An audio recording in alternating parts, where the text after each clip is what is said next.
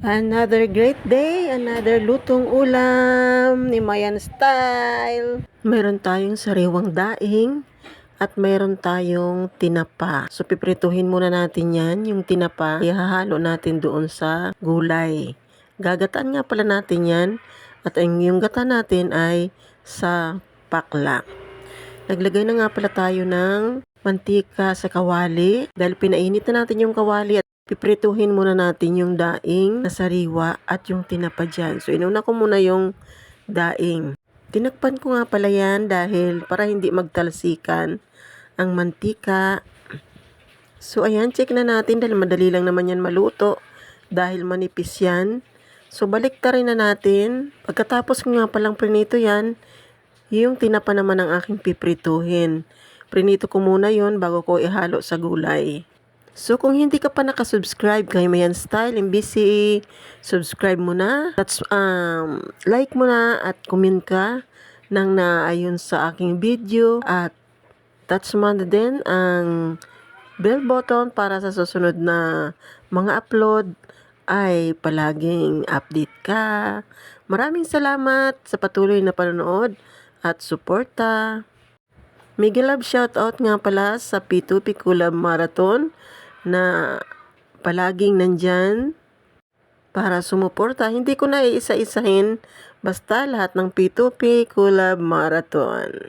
At sa lahat ng mga sumusuport, Coach Mike, Fee Ana Paz, thank you so much. Please enjoy nyo lang ang aking video.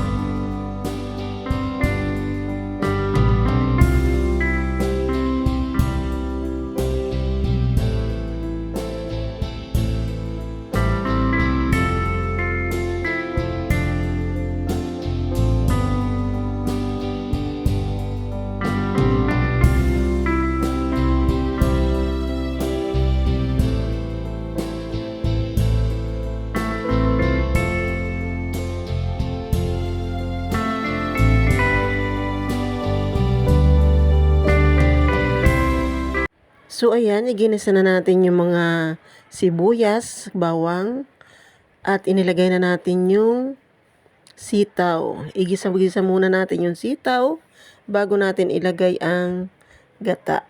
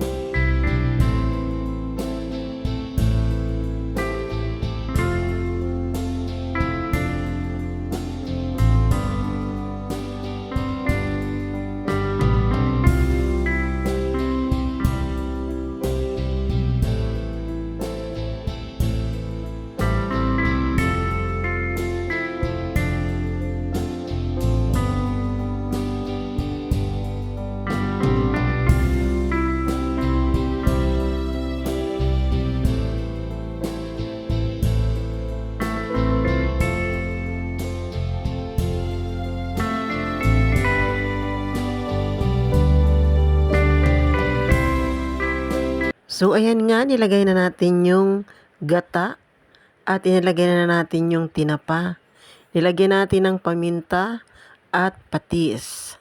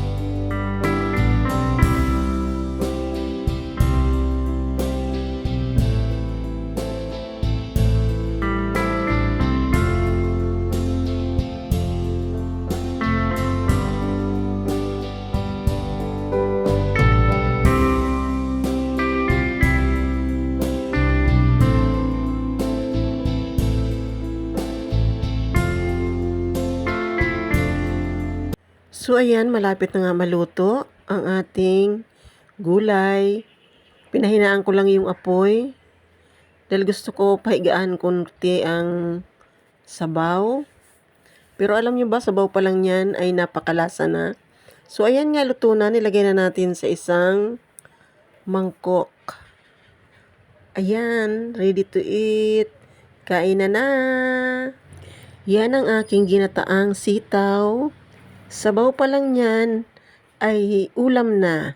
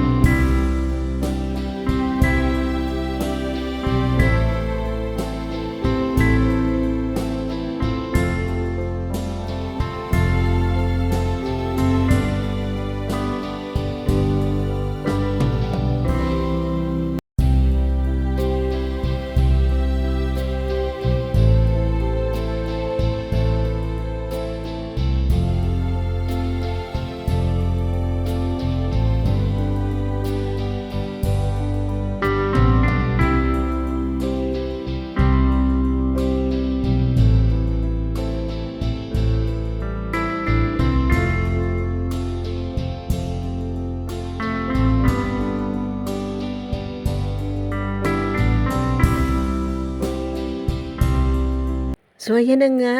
Nagkamay lang tayo dyan. Masarap magkamay pag kumakain. So, tara na. Samahan nyo kaming maghapunan. Iyan ay hapunan namin. Iyan ang ulam namin. Walang patawad, pati ulo ay kinain ko dyan. Masarap yung daing. Kaya pati ulo ay kinain ko.